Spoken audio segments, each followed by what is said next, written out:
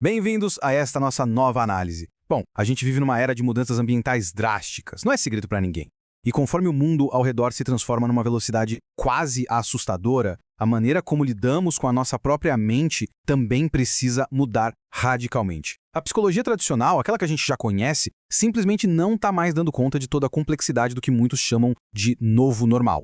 Então hoje a gente vai explorar a fundo esse material para entender como a psicologia está se adaptando estruturalmente para encarar esses enormes desafios sociais e climáticos do nosso tempo. Vamos direto ao ponto. A nossa rota de hoje vai passar de forma bem objetiva por 5 pontos principais. Vamos ver.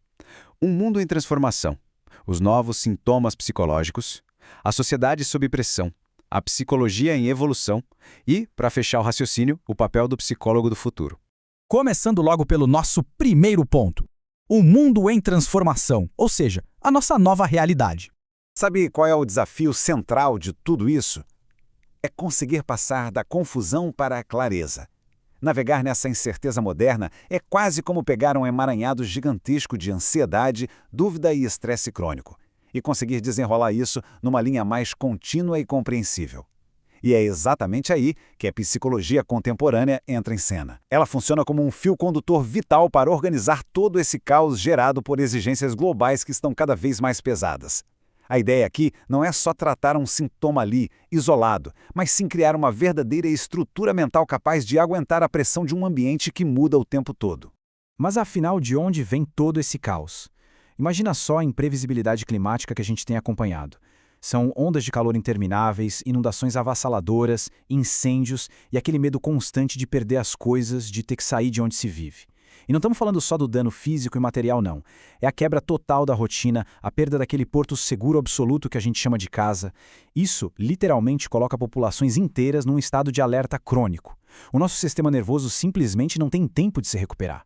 É de se pensar como é que se constrói segurança psicológica e se planeja o amanhã quando o nosso próprio presente está sob uma ameaça tão iminente. A resiliência humana nesse cenário está sendo testada até o limite. E isso nos leva para a parte 2 da nossa análise, os novos sintomas e os impactos psicológicos. Com tudo o que discutimos até aqui, surge uma condição que os especialistas estudam cada vez mais, a chamada ecoansiedade. E olha, não é uma preocupaçãozinha passageira ou só uma vontade de reciclar um pouco mais o lixo em casa. É um medo crônico, quase paralisante, do colapso ambiental absoluto. É o tipo de angústia que gera distúrbios de sono, ataques de pânico e uma desesperança enorme em relação ao dia de amanhã. Os dados desse material mostram que isso afeta esmagadoramente os mais jovens. Estamos falando de pessoas que começam a vida adulta já carregando um peso desproporcional nas costas, sentindo como se o próprio futuro estivesse sendo sistematicamente roubado por decisões tomadas lá atrás. E andando lado a lado com essa ansiedade toda, a gente se depara com a solastalgia. É um termo um pouco diferente, mas faz muito sentido. Pensa assim, se a nostalgia é aquela saudade de um lugar gostoso que a gente deixou lá no passado, a solastalgia é a dor que a gente sente quando o ambiente em que a gente vive agora é violentamente degradado no presente. É a sensação super confusa e dolorosa de ter uma espécie de saudade de casa sem nunca ter saído dela. Tudo porque aquele lugar que era seguro e familiar foi desfigurado. Pode ser um rio que secou perto de casa, uma floresta que queimou ou uma região costeira que precisou recuar. O resultado disso? Uma quebra severa no senso de pertencimento, uma perda de identidade, um sentimento absurdo de impotência. Seguindo em frente para a parte 3, a sociedade sob pressão e os impactos sistêmicos.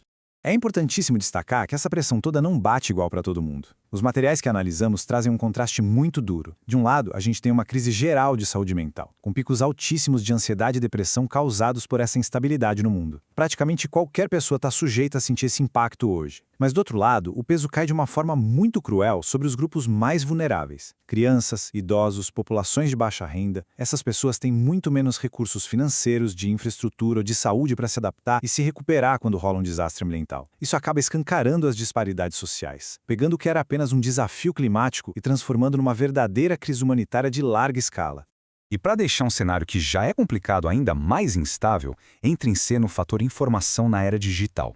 O material aponta que a proliferação de notícias falsas sobre o clima gera um ciclo super perigoso de negação, de medo e de muita confusão mental. Falando de forma bem objetiva, quando a gente perde a confiança em dados científicos sólidos e nas instituições, a nossa resiliência coletiva desaba junto com ela. Fica quase impossível para uma comunidade debater os fatos de um jeito maduro e tomar decisões conjuntas para resolver problemas. A desinformação não esconde apenas a verdade, ela paralisa completamente a ação comunitária, exatamente no momento em que a gente mais precisa dela. O que nos leva ao nosso ponto de virada na parte 4, a psicologia em evolução e as novas abordagens. Para bater de frente com esse novo mundo, a própria psicologia precisa passar por uma gigantesca mudança de paradigma. Focar só nos conflitos lá do fundinho da mente de um indivíduo não resolve muita coisa se a casa dessa pessoa, se o mundo em volta dela está desmoronando, certo?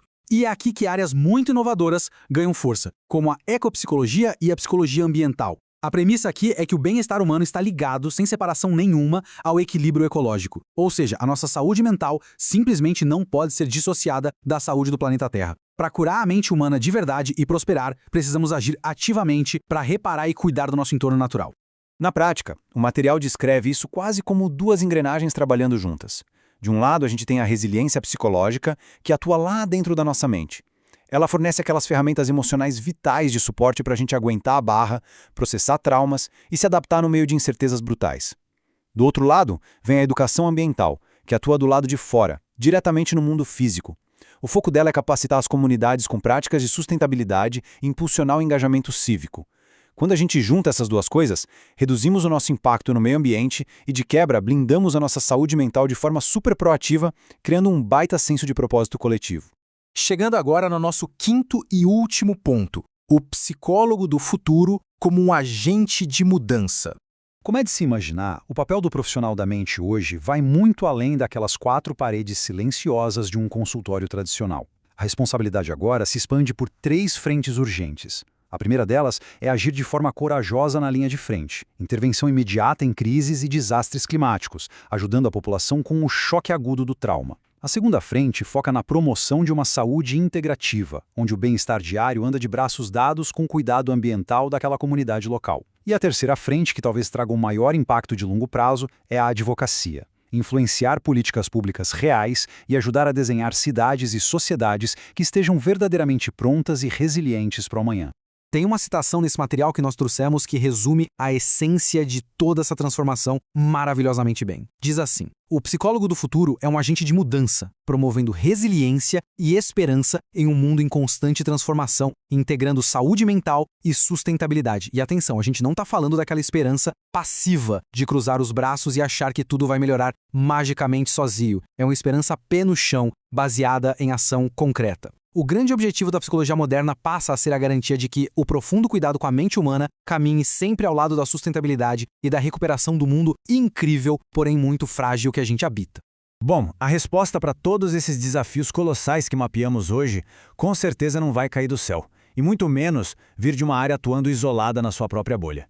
A gente vai precisar de inovação técnica e de uma colaboração radical, sem precedentes, entre psicólogos, governos, cientistas e as próprias comunidades afetadas. Então, para fechar nossa reflexão de hoje, deixo esta provocação para a gente pensar juntos.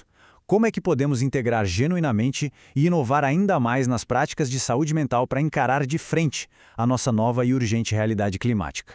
É um quebra-cabeça e tanto. Muito obrigado por acompanharem essa análise com a gente até aqui.